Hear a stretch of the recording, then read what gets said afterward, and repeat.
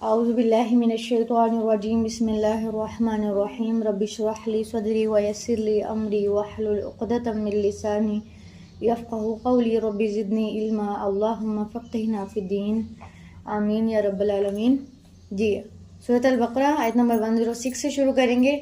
اس سے پہلے کل کے لیسن کا ریکیپ لے لیتے ہیں۔ جی کل کے لیسن سے کوئی بات یاد رہی ہے آپ کو؟ جادو کے بارے میں کیا یاد رہا؟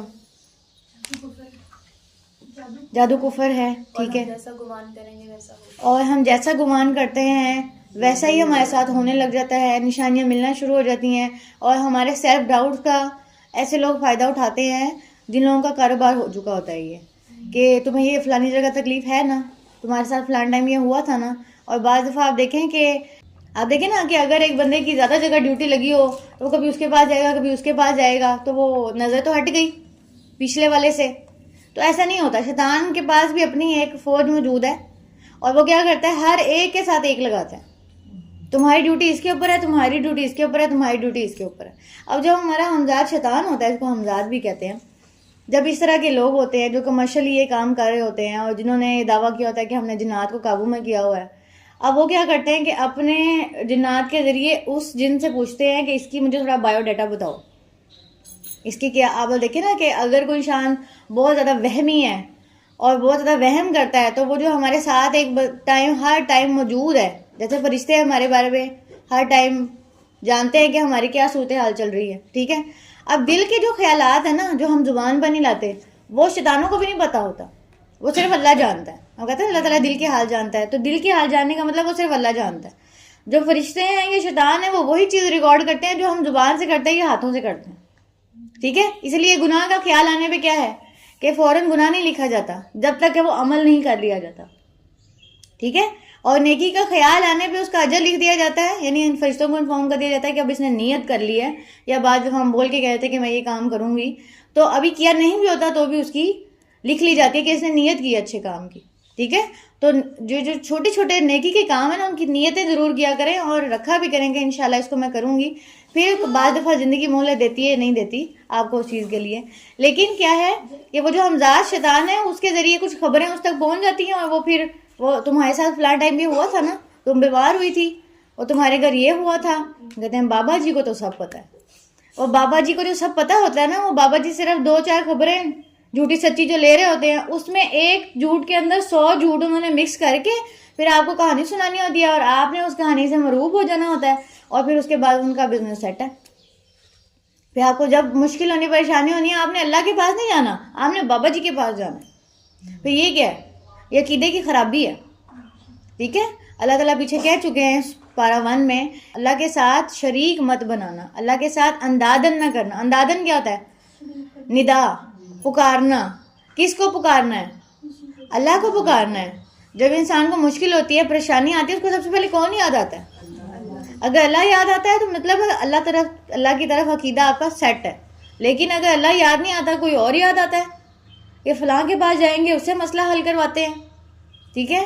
ایک چیز ہے کہ وہ آپ کے عقیدے کا بھی عقیدہ خراب کرنے والا ہے، تو یہاں سے پھر آپ کو کچھ نہیں ملنے والا سوائے یہ کہ آپ دنیا میں اللہ کو ناراض کر کے گئے، ٹھیک ہے۔ بجائے اس کے کہ اللہ کے پاس جائیں، اور اللہ اسباب جو پیدا کرتا ہے نا، وہ ان لوگوں کو اسباب نہیں بناتا جن سے وہ ناراض ہوتا ہے، وہ ان لوگوں کو اسباب بناتا ہے جن سے وہ راضی ہوتا ہے۔ یعنی فرشتے بعض دفعہ اسباب بن جاتے ہیں، جیسے ہم بات کر رہے تھے، یا پھر انسان اسباب بن جاتے ہیں۔ تو وہ اسباب بننے کی بات تو بعد میں ہے، پہلے آپ نے کس سے رجوع کیا؟ پہلے اللہ سے رجوع کیا، ٹھیک ہے۔ یہ بات آپ نے اپنے دماغ میں بٹھا لینی ہے کہ اللہ کے اذن کے بغیر وہ نقصان نہیں دے سکتے، اور پھر اللہ کا اذن نہ چاہنے کے لیے آپ نے حفاظت کی دعائیں اور اپنے گرد وہ حصار رکھنا ہے کہ وہ اس میں داخل ہی نہ ہو سکیں۔ آپ دیکھیں کہ آپ کو اگر آپ تھوڑا سا اس پہ سرچ کریں تو ایک نان مسلم تھی، وہ جادو کیا کرتی تھی، تو وہ ٹی وی پہ بیٹھ کے انٹرویو دیتی ہے۔ ایک ویڈیو میں نے دیکھی تھی، اس میں وہ کہتی ہے کہ جو لوگ اسپرچولی اپنے آپ کو سیف رکھتے ہیں نا، میں نے ایسے مسلمس پہ جادو کرنے کی کوشش کی ہے، تو بعض دفعہ میں شیاطین کو بھیجتی ہوں، ان کو وہ نظر ہی نہیں آتے کہ وہ ہے کہاں پہ، ٹھیک ہے۔ یعنی جنہوں نے اپنے گرد اللہ کا حصار باندھا ہوتا ہے، حفاظت کی دعائیں پڑھی ہوتی ہیں، اور وہ اپنے آپ کو صاف ستھرا رکھتے ہیں، اپنے آپ کو ہر طرح کے اس جذبے سے جو شیطانی جذبہ ہے، جیسے غصہ کیا ہے؟ غصہ کس کی طرف سے ہے؟ شیطان کی طرف سے ہے نا، کہ بہت زیادہ ہائپر کر دینا۔ تو جب ہائپر ہوں تو اس ٹائم پہ کیا کریں؟ نبی صلی اللہ علیہ وسلم نے طریقہ بتایا، جگہ بدل لیں، وضو کر لیں، جا کے پانی پی لیں، بیٹھے ہیں تو کھڑے ہو جائیں، اپنی پوزیشن چینج کر لیں، اور بہت زیادہ شیطان کو اپنے اوپر حاوی نہ ہونے دیں، بہت زیادہ غصے میں. اور بعض دفعہ ہم غصے میں کیا کر رہے ہوتے ہیں؟ بعض دفعہ ہم غصے میں شیطان کو خوش کر رہے ہوتے ہیں، ایسے ایسے لفظ بول رہے ہوتے ہیں، ایسے ایسے کام کر رہے ہوتے ہیں جس سے وہ خوش ہو جاتا ہے، اور پھر کیا ہوتا ہے؟ پھر وہ اس کو ایک جگہ مل جاتی ہے داخل ہونے کی، ہمارے دل میں یا ہمارے جسم میں داخل ہونے کی جگہ مل جاتی ہے. ٹھیک ہے، آپ ایسے ہی سمجھیں کہ جیسے پانی کو آپ کسی جگہ پہ ڈال دیں، اور اگر وہ کپڑا جو ہے وہ ہو، یعنی واٹر ریزسٹنٹ ہو، تو آپ اس میں جتنا مرضی پانی ڈالتے ہیں وہ پانی ایسے ایسے ہوتا رہے گا، اندر نہیں جائے گا، ایبزارب نہیں کرے گا وہ کپڑا اس کو. لیکن اگر واٹر ریزسٹنٹ کپڑا نہیں ہے، آپ اس پانی ڈالیں گے وہ اندر ہی لے جائے گا. تو اسی طرح ہمارا جو دل ہے، جب ہم اس میں اللہ کی یاد رکھتے ہیں تو وہ شیطان کے لیے ریزسٹنس ہو جاتی ہے، واٹر پروف ہو جاتا ہے، وہ اس میں داخل ہی نہیں ہو پاتا، اوپر چھلانگیں مارتا رہے جتنا مرضی، اندر نہیں جا سکتا.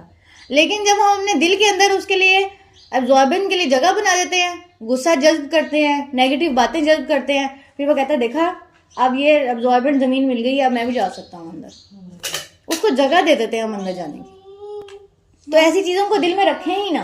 کیونکہ کہنے کا مقصد یہ ہے کہ جادو کرنے والوں سے ڈرنا نہیں ہے، بلکہ اپنے آپ کو اتنا اللہ تعالیٰ سے قریب کر لینا ہے کہ وہ ایسا حصار بن جائے ہمارے ارد گرد کہ ان کو نقصان پہنچانے کی کوئی جگہ ہی نہ ملے. ٹھیک ہے جی. اور کل کے لیسن سے کیا بات یاد رہی؟ صحابہ کو کہا گیا تھا کہ تم لفظ بدل دو، تو اس سے کیا سیکھا؟ کہ دوسروں کو پوائنٹ آؤٹ کرتے ہوئے لڑائی جھگڑے سے بچنے کی کوشش کریں. جی، ایسے کام جہاں پہ آپ کو لگتا ہے کہ لڑائی جھگڑا ہو سکتا ہے تو وہاں پہ آپ اس موقع کو بدل دیں، اس لفظ کو بدل دیں. ٹھیک ہے، اور چلیں آگے چلیں. الحمدللہ لیسن پوچھنے کا مقصد یہی ہوتا ہے کہ آپ کل کے لیسن کو جب ریمائنڈ کریں گے تو آج کے لیسن کو زیادہ اچھے سے لے سکیں گے، اور یہ بھی پتہ چلے گا کہ ہم نے گھر جا کے اس کے بارے میں کچھ سوچا بھی تھا یا نہیں سوچا تھا، یا بس سن کے چلے گئے اور یہاں پہ کتاب رکھی بیگ میں اور پھر اگلے دن لا کے نکالی بیگ سے اور بس. اور چلے ٹھیک ہے کتاب کو نہ کھولے جا کے، لیکن کم از کم دماغ کو تو کھولیں، کچھ اپنے گھر والوں سے شیئر کریں کہ آج ہم نے البقرہ سے یہ پڑھا، اور آپ کو وہ بات یاد رہے گی تو آپ مجھے بھی بتا سکیں گے. الحمدللہ یاد رکھنے کے لیے شیئر کیا کریں. جی، آیت نمبر 106. ما ننسخ من آیت او ننسها نأتی بخیر منها او مثلها الم تعلم ان اللہ علی کل شیء قدیر. جو بھی ہم منسوخ کر دیتے ہیں کوئی بھی آیت یا ہم بھلوا دیتے ہیں اسے، تو ہم لے آتے ہیں بہتر اس سے یا اس جیسی. کیا نہیں تم جانتے کہ بے شک اللہ اوپر ہر چیز کے بہت قدرت رکھنے والا ہے. اب یہ جو آیت ہے اس کا پس منظر یہ ہے کہ نبی صلی اللہ علیہ وسلم کے اوپر کچھ آیات یا کچھ احکامات پہلے کے عرصے میں نازل ہوئی یا بعد میں اس کو منسوخ کر دیا گیا. جیسے کہ آپ دیکھیں کہ وراثت کے کچھ احکامات آپ آگے جا کے پڑھیں گے تو پہلے وراثت میں جن لوگوں کو حصہ دار بنایا گیا تھا، پہلے عربوں میں بھی یہ سسٹم تھا کہ وہ حلیفانہ تعلقات رکھتے تھے، یعنی کہ وراثت بھی حلیفانہ تعلقات کے اندر تقسیم کی جاتی تھی. لیکن اسلام نے اس قانون کو بدلا کہ وراثت کا حقدار وہی ہے جو کلوز رشتہ دار ہے. ٹھیک ہے، اب اس کلوز رشتہ دار کی جب جگہ خالی ہوگی پھر وہ جگہ آگے چلی جائے گی. جیسے اولاد کی جگہ ہے، اگر اولاد نہیں ہے تو وراثت بہن بھائیوں کی طرف چلی جائے گی. ٹھیک ہے، اگر بہن بھائی بھی نہیں ہے تو پھر کہاں چلی جائے گی؟ والدین والا پورشن جو ہے اگر وہ ہے تو ان کو جائے گی، والدین نہیں ہے پھر کہاں جائے گی. ٹھیک ہے، یہ سارے آگے احکامات آنے والے ہیں، وقت سے پہلے نہیں کھولوں گی آپ کے ساتھ. آگے جا کے خود آیات کو دیکھیں گے نا تو پھر زیادہ شرح صدر ہو جائے گا. تو یہاں پہ یہ کہا جا رہا ہے، اللہ تعالیٰ فرما رہے ہیں کہ منسوخ جب کرتے ہیں ہم کسی آیت کو یا ہم بھلوا دیتے ہیں تو اس کا مقصد کیا ہوتا ہے کہ اس سے بہتر آیت ہم لے آئیں، اس سے اچھا حکم ہم لے آئیں. ٹھیک ہے، کیونکہ اللہ تعالیٰ ہر چیز پر قادر ہے. الم تعلم ان اللہ لہ ملک السماوات والارض. اگر کوئی اس بات پہ اعتراض کرے کہ پہلے یہ حکم کیوں آیا تھا اور اب یہ حکم کیوں آ گیا، آپ دیکھیں نا قبلہ کی تبدیلی کے وقت پہ قبلہ کی تبدیلی کیسے ہوئی تھی؟ نبی صلی اللہ علیہ وسلم آئے ہیں مدینہ میں اور یہود جو ہیں وہ مشرق کی طرف منہ کر کے نماز پڑھ رہے ہیں. نبی صلی اللہ علیہ وسلم نے بھی مشرق کی طرف منہ کر کے نماز پڑھنا شروع کر دیا. لیکن ان کی کتابوں میں یہ بات موجود تھی تورات انجیل میں کہ آخری نبی کا قبلہ کیا ہونے والا ہے؟ بیت اللہ. ٹھیک ہے، اب جب قبلے کا حکم کا ذکر آتا ہے کہ قبلہ تبدیل ہو گیا، اللہ تعالیٰ نے تمہارا منہ موڑ دیا اس قبلے کی طرف جس پہ تم راضی ہو، اللہ اس سے راضی ہے، تو تم اپنا منہ جو ہے وہ مسجد حرام کی طرف موڑ لو. نماز کے دوران یہ آیت نازل ہوتی ہے اور نماز کے دوران ہی رخ پھیر لیا جاتا ہے، مشرق سے مغرب کی طرف پھیر لیا جاتا ہے. جیسے آپ سمجھیں اس طرف منہ کر کے آپ نماز پڑھتے ہیں، یہ مغرب ہے، تو اگر نبی صلی اللہ علیہ وسلم ادھر پڑھ رہے ہیں تو نماز میں رخ پھیرا اس طرف ہو گئے. اور آپ دیکھیں کہ صحابہ کی ٹریننگ کتنے زیادہ وہ ٹرین تھے, یا ان کو یہ چیز پتہ تھی کہ جلد یہ حکم آنے والا ہے, ہم نے کس طرح سے بیہیو کرنا ہے. اگر ہم میں نماز میں کوئی مسئلہ ہو جائے تو ہم نماز کو کس طرح سے کرتے ہیں, کیری نہیں کرتے, بعض دفعہ زلزلہ آ جائے اور نماز پڑھتے پڑھتے کیا ہونے لگ جاتا ہے, نماز چھوڑ کے بھاگ جاتے ہیں. انہوں نے کیسے کیا, انہوں نے آپ دیکھیں کہ ساری صفیں پیچھے ہیں, نبی صلی اللہ علیہ وسلم آگے ہیں, نبی صلی اللہ علیہ وسلم نے منہ پھیرا ہے, اور ہو سکتا ہے کہ جو آیات نازل ہو رہی تھی انہیں کی تلاوت کر دی ہو, یہ بھی ہو سکتا ہے. اب ان کو عربی سمجھ آتی تھی تو وہ کیسے ہوئے, پھر نبی صلی اللہ علیہ وسلم نے رخ پھیرا, پچھلی صف ان کے پیچھے آ گئی, اس سے پچھلی صف پھر آ گئی, اس سے پچھلی صف آ گئی, اور ساری صفیں پیچھے چلی گئی, اور نبی صلی اللہ علیہ وسلم کا فیس ادھر ہو گیا, امام بن گئے. ٹھیک ہے, یعنی صفوں نے اپنی جگہ بدل کر ان کو آگے کر دیا اور ساری صفیں پیچھے چلی گئی. نماز میں اتنی اسٹیبلٹی. ٹھیک ہے, تو یہ بھی سیکھنے کی بات ہے. جب یہ قبلے کا تحویل کا حکم آیا کہ قبلہ تبدیل ہو رہا ہے, اس ٹائم پہ اعتراض کیا بنی اسرائیل نے, یہ آگے جا کے بھی آئے گا. تو اللہ تعالیٰ کہہ رہے ہیں جب ہم کوئی حکم لے جاتے ہیں, اس کی جگہ کوئی نئی آیت لے آتے ہیں, کوئی نیا حکم لے آتے ہیں, تو اس پہ جو یہ لوگ اعتراض کرتے ہیں, کیا ان کو نہیں پتا علم تعلم ان اللہ لہ ملک السماوات والارض, کہ اللہ کے لیے بادشاہت ہے آسمان اور زمین کی. بادشاہ کون ہے, اس کی مرضی چلے گی نا پھر, اور جدھر منہ کر کے پڑھوانا چاہے. وَمَا لَكُم مِّن دُونِ اللَّهِ مِن وَلِيٍّ وَلَا نَصِيرٍ, اور نہیں تمہارے لیے سوائے اللہ کے کوئی دوست اور نہ ہی کوئی مددگار. ام تريدون ان تسألوا رسولكم كما سئل موسى من قبل, کیا تم چاہتے ہو کہ تم سوال کرو اپنے رسول سے جیسا کہ سوال کیے گئے موسیٰ اس سے قبل.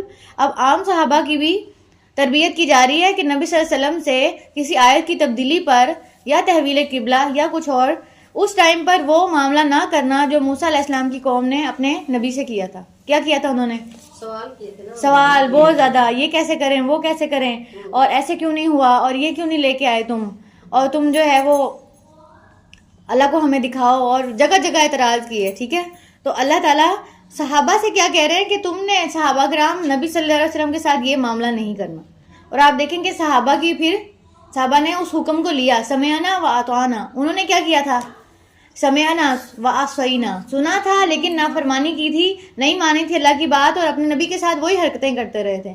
لیکن صحابہ کی ٹریننگ دیکھیں کہ صحابہ ہمارے لیے مشعل راہ ہیں. اسی لیے تو اللہ تعالیٰ نے ان کے لیے کہا نا کہ صراط الذین انعمت علیہم, اللہ ہمیں کس کا رستہ دکھا. ہم پہلی صورت میں الفاتحہ میں کیا مانگتے ہیں کہ اللہ ہمیں سیدھا رستہ دکھا. کن لوگوں کا, جن کو تو نے انعام کیا, اور وہ کون تھے, صحابہ تھے. کیونکہ انہوں نے کیسے اللہ کے دیے ہوئے رستے کو فوراً پکڑ لیا تھا, حکم کو مان لیتے تھے, سمعنا و اطعنا کر لیتے تھے. تو اللہ نے بھی ان کو انعمت علیہم کر دیا, ان پہ انعام کر دیا دنیا آخرت میں. تو تم ایسے نہیں کرو گے, اپنے نبی سے بہت زیادہ سوال نہیں کرو گے. وَمَن يَتَبَدَّلِ الْكُفْرَ بِالْإِيمَانِ فَقَدْ ضَلَّ سَوَاءَ السَّبِيلِ, اور جو کوئی بدلے گا کفر کو ایمان کے ساتھ تو تحقیق وہ بھٹک گیا سیدھے رستے سے. یعنی نبی صلی اللہ علیہ وسلم سے اس طرح کے سوال مت کرنا کہ تم اپنے ایمان کو کفر کے بدلے دے بیٹھو. ٹھیک ہے, جیسے کہ انہوں نے کر لیا تھا. وَدَّ كَثِيرٌ مِّنْ أَهْلِ الْكِتَابِ لَوْ يُرَدُّونَكُم مِّن بَعْدِ إِيمَانِكُمْ كُفَّارًا, اور یہ اہل کتاب تو کیا چاہتے ہیں کہ کاش وہ پھیر دے تمہیں بعد تمہارے ایمان کے کافر بنا کر, حسدن, حسد کی وجہ سے, من عند انفسہم, ان کے دلوں کی طرف سے, من بعد ما تبین لہم الحق, اس کے بعد جو ان کے لیے حق واضح ہو گیا.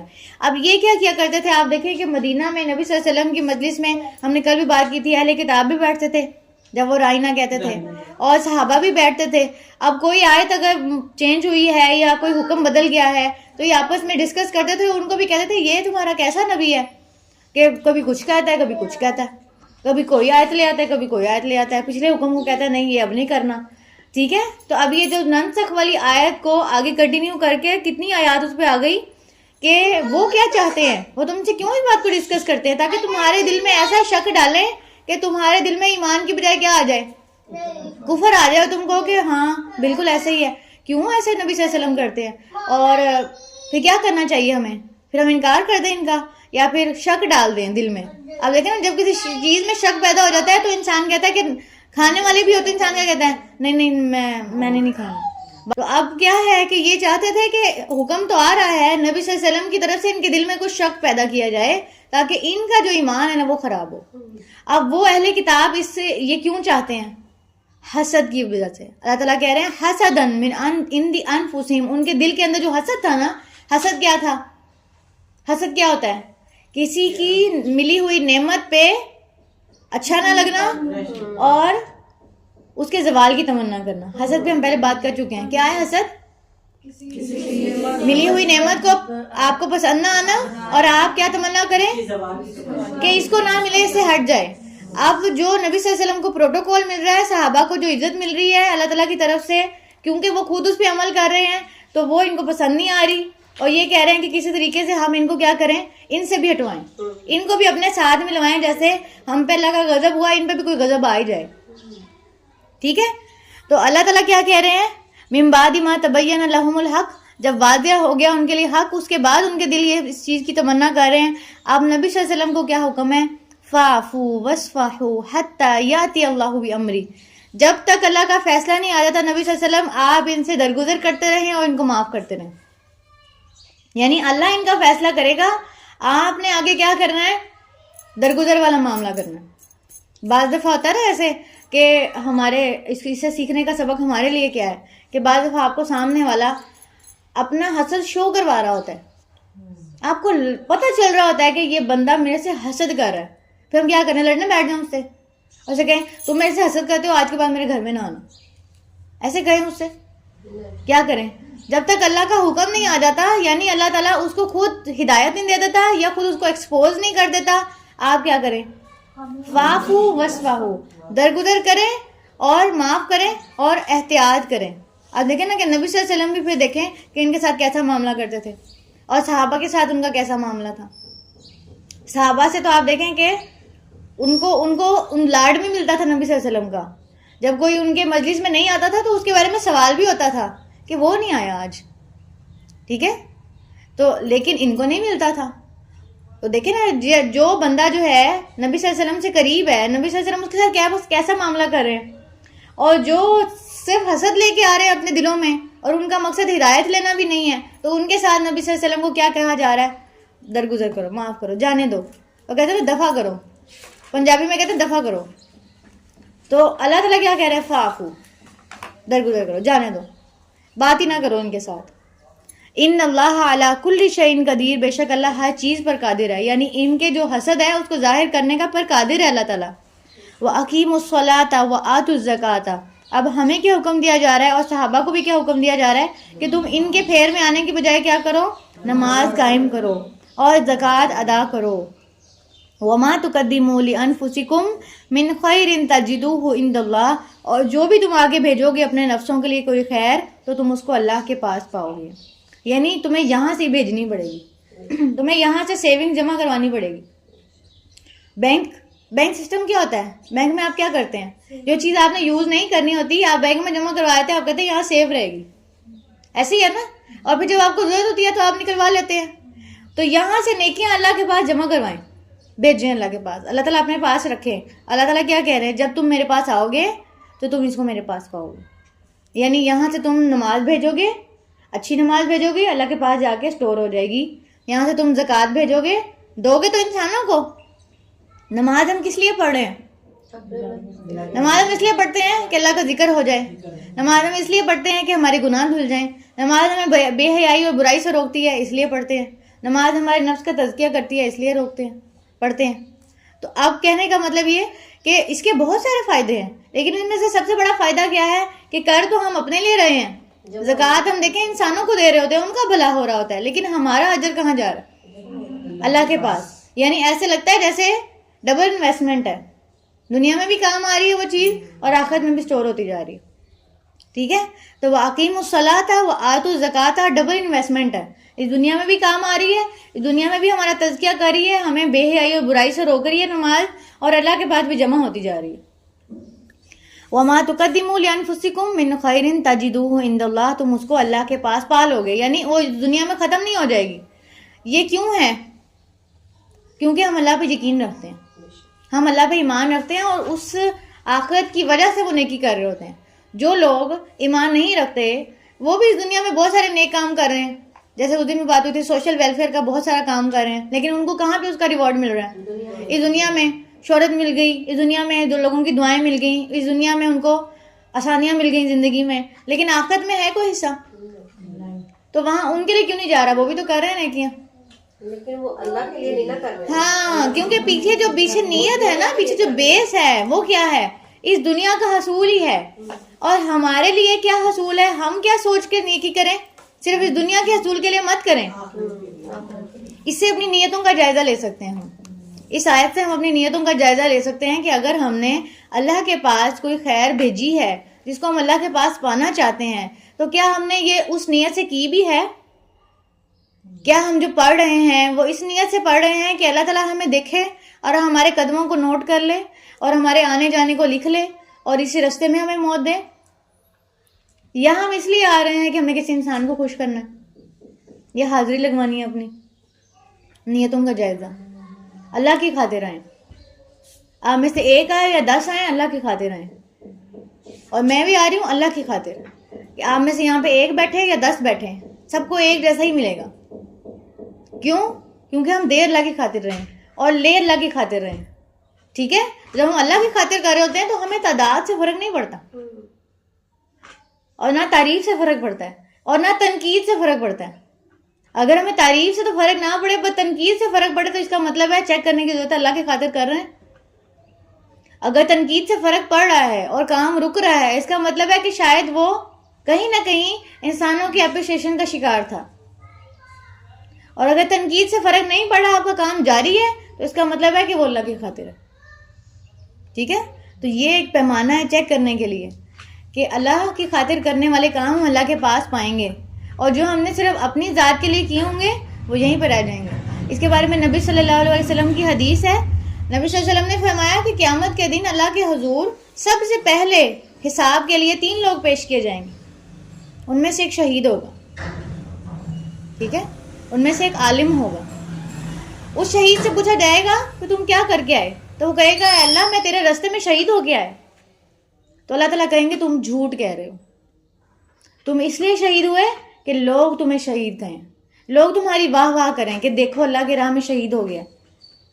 تو جو تم نے چاہا تھا وہ تمہیں مل گیا، حالانکہ وہ تو دنیا سے چلا گیا تھا، لیکن نیت تھی نا.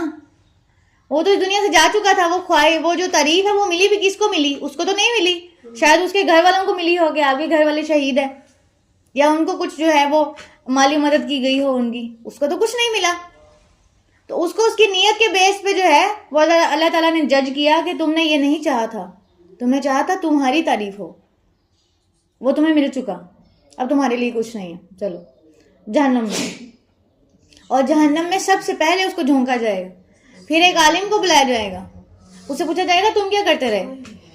وہ کہے گا اللہ میں تیرے راستے میں کتنے لوگوں کو میں نے علم سکھایا، اور جو ہے وہ تیرے راستے میں نے کتنی بار تیری کتاب پڑھائی اور کتنی بار یہ کیا. اللہ تعالیٰ کہے گا تم نے جھوٹ بولا. جی، بڑے بڑے کام ہیں اور نیتیں اس کو جہنم میں لے کے جا رہی ہیں. تو بڑے بڑے کام اللہ نہیں دیکھے گا، اللہ اس کی نیت دیکھے گا. تو کوئی بھی کام کرنا ہے اس کے پیچھے اپنی نیت کو خالص کرنا ہے. جو ہم کہتے ہیں نا، بڑی عام کامن حدیث ہے انما الاعمال بالنیات، کہ اعمال کا دار و مدار نیتوں پر ہے.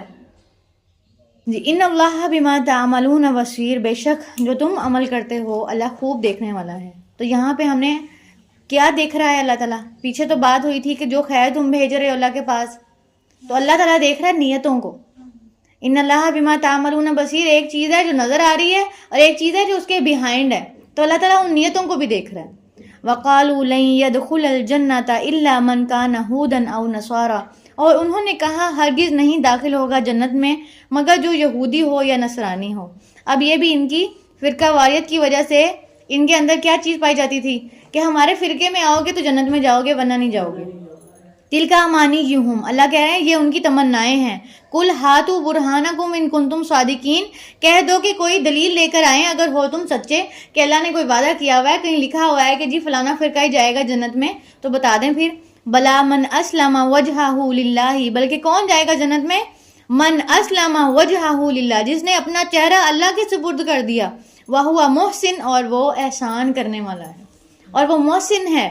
فَلَهُ أَجْرُهُ عِنْدَ رَبِّي، تو اس کا اجر اس کے رب کے پاس ہے، وَلَا خَوْفٌ عَلَيْهِمْ وَلَا هُمْ يَحْزَنُونَ، اور ان پر کوئی خوف نہیں ہوگا، کوئی غم نہیں ہوگا. اور یہ کون سی جگہ ہے جہاں پہ کوئی خوف نہیں ہوگا، کوئی غم نہیں ہوگا؟ جنت. تو جنت میں کون جائے گا؟ بلا من اسلم وجہہ للہ، جس نے اپنا چہرہ اللہ کے لیے خالص کر لیا. ابھی نیت کی بات ہوئی نا، جس نے اپنی نیت اللہ کے لیے خالص کر لی اور احسان کرنے والا بن گیا، تو پھر وہ بندہ جو ہے جنت میں جا سکتا ہے. فرقہ واریت تو جنت میں نہیں جا سکتی کہ صرف ایک نام لے کر آپ گئیں اور اس میں کام کوئی شامل نہ ہو. تو نام نہیں دیکھا جائے گا، کام دیکھا جائے گا. وقالت الیہود لیست النصارى علی شیء، اور کہا یہود نے کہ نہیں ہے نصارہ کسی چیز پر. وقالت النصارى لیست الیہود علی شیء، اور نصارہ نے کہا کہ یہود کسی چیز پر نہیں ہے. وہم یتلون الکتاب، حالانکہ وہ تلاوت کرتے ہیں کتاب کی. کذالک قال الذین لا یعلمون مثل قولہم، اور اسی طرح کی بات انہوں نے بھی کی تھی جو علم نہیں رکھتے تھے اس کی مانند. اب یہ دیکھیں کہ یہاں پہ فرقہ واریت پہ کیا بات ہو رہی ہے. یہود ایک فرقہ ہے، وہ کہہ رہا ہے دوسرا فرقہ نصارہ، اس کے پاس تو کچھ نہیں ہے، یعنی ان کو کوئی عقل نہیں ہے. اور نصارہ کہہ رہے ہیں یہود کے پاس کوئی چیز نہیں ہے، ان کو کوئی عقل نہیں ہے. ہمارے مسلمانوں میں فرقہ واریت میں کیا کہا جاتا ہے؟ جو ہمارے پاس ہے ان کے پاس تو کچھ بھی نہیں ہے. وہ کہتے ہیں ان کے پاس تو کچھ بھی نہیں ہے، ہمارے پاس ہی سارا کچھ ہے. سب اپنا اپنا حصہ لے کے بیٹھ گئے ہیں. تو حصہ کیا ہے؟ سب کا دین ایک ہے، سب اللہ کو مانتے ہیں، سب رسول کو مانتے ہیں. پھر کہاں فرقے بناتے ہیں؟ کس جگہ سے الگ ہوتے ہیں؟ فقہی مسئلوں پہ.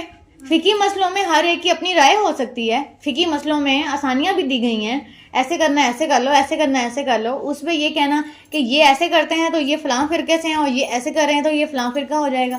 ایسے تو نبی صلی اللہ علیہ وسلم نے ڈیوائڈ نہیں کیا. صحابہ کے عمل میں ہمیں بڑی ویریئنٹ چیزیں ملی ہیں. ایسے مختلف ادوار میں آئے گے تو ان تک نبی صلی اللہ علیہ وسلم کی ٹوٹل ہر بات نہیں پہنچی. اسی لیے تو انہوں نے یہ بات کہہ دی کہ اگر میرے بات کے مقابلے میں رسول کی بات آ جائے تو میری بات کو اٹھا کے دیوار پر مار دو.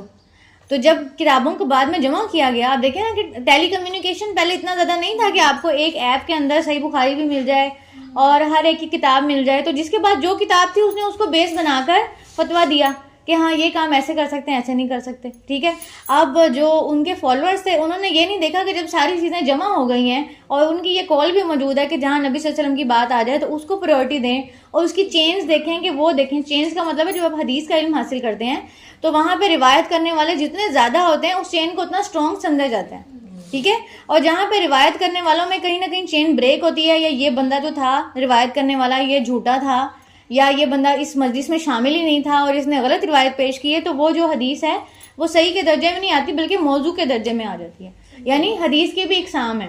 ایک ہے صحیح حدیث. صحیح کا مطلب ہے جس میں کوئی ڈاؤٹ نہیں ہے. حسن حدیث کا مطلب ہوتا ہے جس کو روایت کرنے والے کم ہیں، صحیح سے تھوڑے کم درجے پہ ہے. ٹھیک ہے. تو اس طرح درجے ہوتے ہیں حدیث کے بھی. تو جب یہ ساری چیزیں ایک جگہ پہ جمع کی گئیں اور پھر اس چیز پہ لیا گیا کہ جی ہاں سب چیزیں موجود ہیں، اب اپنے مسئلے کے اعتبار سے دیکھا جائے گا کہ یہ بات لی جائے یا یہ بات لی جائے. ٹھیک ہے. تو انہوں نے تو اپنے سامنے جو علم موجود تھا اس کی بیس پہ فتویٰ دیا نا. انہوں نے یہ تو نہیں کہا کہ میں اس سے اپوزٹ کر کے یہ بات کر رہا ہوں. اور بعض دفعہ ان کے پاس مسئلے کا حل نہیں موجود ہوتا تھا تو وہ کہہ دیتے تھے لا ادری. لیکن انہی اماموں کو لے کے ان کے ماننے والوں نے نبی کو تو پیچھے کر دیا اور امام کو آگے کر لیا. یہ نہیں کہتے کہ ہم جی اگر میں آپ سے کہوں آپ کا نبی کون ہے تو یہ نہیں پوچھیں گے بلکہ کہیں گے آپ کا امام کون ہے. تو اگر وہ کہتے ہیں نا کہ کامن بات پہ آ جائے تو سب کا نبی ایک ہے، سب کی کتاب ایک ہے قرآن، تو پھر کہاں جا رہے ہو؟ پھر کس جگہ سے فرقے بناتے ہو؟ ٹھیک ہے. تو یہاں پہ بھی یہ یہود یا نصارہ جو تھے، اب ان کا بھی یہ کس کو مانتے تھے؟ نبیوں کو مانتے تھے. نصارہ تو موسیٰ علیہ السلام کو بھی مانتے تھے. یہود تو چلیں عیسیٰ علیہ السلام کا انکار کرتے تھے، نصارہ تو موسیٰ علیہ السلام کو مانتے تھے. ان کے پاس کتاب بھی موجود تھی، ان کے پاس اللہ تعالیٰ کا فرمان بھی آ چکا تھا، یہ مانتے تھے کہ اللہ تعالیٰ ہمارا رب ہے، پھر بھی انہوں نے یہ کام کیے. ٹھیک ہے. تو یہی کام آج ہو رہے ہیں. وَهُمْ يَتْلُونَ الْكِتَابَ، اور تم تو کتاب پڑھتے ہو. اللہ تعالیٰ دو کیٹیگریز یہاں بیان کر رہے ہیں. ایک جو کتاب پڑھتے ہیں پھر بھی فرقہ واریت کرتے ہیں وَهُمْ يَتْلُونَ الْكِتَابَ، اور ایک وہ ہیں لا یعلمون جن کو جانتے ہی نہیں ہے، صرف سنی سنائی بات، سنے سنائے کال کی وجہ سے، یا جس گھر میں پیدا ہو گئے بس علم کوئی نہیں ہے اور اسی فرقے کو آگے لے کے چلے. وہ علم نہیں رکھتے. علم نہیں رکھتے سے مراد اگر ان کی بات کی جائے تو رات اور انجیل کے ماننے والوں کی، کیونکہ یہود سب سے پہلے یہ اعتراض لے کے آئے تھے نا کہ نصارہ کسی چیز پر نہیں ہے. تو ان میں ایسے لوگ جن کو علم نہیں ہے، جو کتاب پڑھتے نہیں ہیں، بس کیونکہ ان کے علماء نے یہ کہہ دیا اس لیے. ٹھیک ہے. اب نصارہ کے اندر بھی وہی چیز ہے اور یہی چیز ہم پہ بھی لگے گی کہ ہم میں بھی قرآن پڑھنے والے اگر فرقہ واریت کریں تو یہ تو اس سے بڑی چیز ہے. اور ایسے لوگ بھی ہیں جنہوں نے قرآن پڑھا ہی نہیں ہے, صرف علماء کی بات سن کے فرقہ کو آگے پروموٹ کرنا شروع کر دیا. ٹھیک ہے, تو آپ دیکھیں کہ اس پہ سب سے بڑا جو عذاب ہے یا سب سے بڑی جو ذمہ داری ہے وہ کس پر ہے؟ وَهُمْ يَتْلُونَ الْكِتَابَ, جو کتاب پڑھتے ہیں ان پہ زیادہ بڑی ذمہ داری ہے, کیونکہ ان کو پتا ہوتا ہے کہ لوگوں نے ہمیں فالو کرنا ہے. تو آپ دیکھیں کہ جو بندہ جس کو پتا ہے کہ میری بات کا کوئی اثر ہے اس کو چاہیے کہ سوچ سمجھ کے بولے, وہ بات بولے جو اگلے بندے نے کوٹ کر لینی ہے فوراً کہ یہ فلاں جو ہے وہ استاد نے یا فلاں شخص نے کہی تھی یا فلاں امام نے کہی تھی. اس لیے امام مالک نے دیکھیں کتنی زیادہ وہ دکھائی کہ انہوں نے ایسا مسئلہ ڈسکس ہی نہیں کیا کہ ان کو پتا تھا کہ بعد میں میری بات جو ہے وہ پکڑی جا سکتی ہے کہ امام مالک نے یہ فتویٰ دیا. فاللہ یحکم بینہم یوم القیامہ, اللہ کہہ رہے ہیں کہ ان کی فرقہ واریت کا فیصلہ کون کرے گا؟ اللہ کرے گا قیامت کے دن. فیما کانوا فیہ یختلفون, اس کے بارے میں جو یہ اختلاف کرتے ہیں. یہاں تک آج کا ہمارا لیسن ہوگا. سبحانک اللہم و بحمدک اشہد ان لا الہ الا انت استغفرک و اتوب الیک. السلام علیکم ورحمۃ اللہ وبرکاتہ.